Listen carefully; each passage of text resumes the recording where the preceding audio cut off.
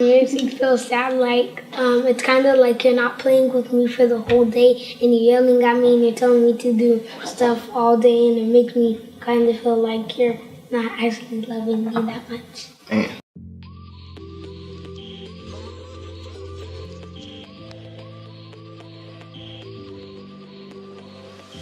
Hey, thank you guys for tuning in to Fighting the Fray.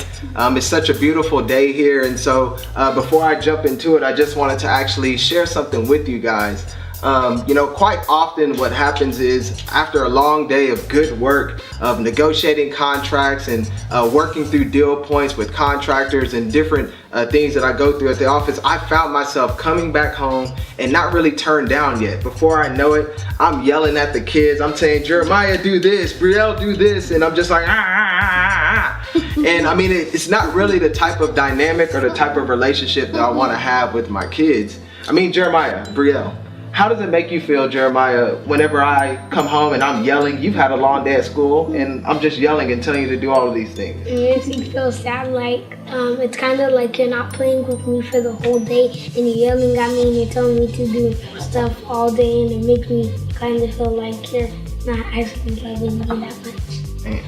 What about you, Brielle?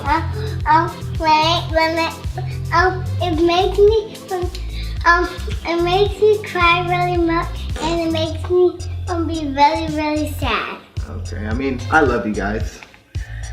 I mean, for me, the point that really drove it home, besides these lovable kiddos and their beautiful faces, was really just one day I was coming out of the room. It was a Saturday morning and the kids got up a little bit earlier than I had, and I saw them playing, and the way that they were playing, they like to always emulate mommy and daddy, and I saw Jeremiah and he was sitting there and he was yelling at Brielle. He was like, Brielle, you gotta do this, you gotta do that, and saw Brielle yelling back, and I was just like, whoa, whoa, whoa, is that me? I mean, I couldn't even watch any further.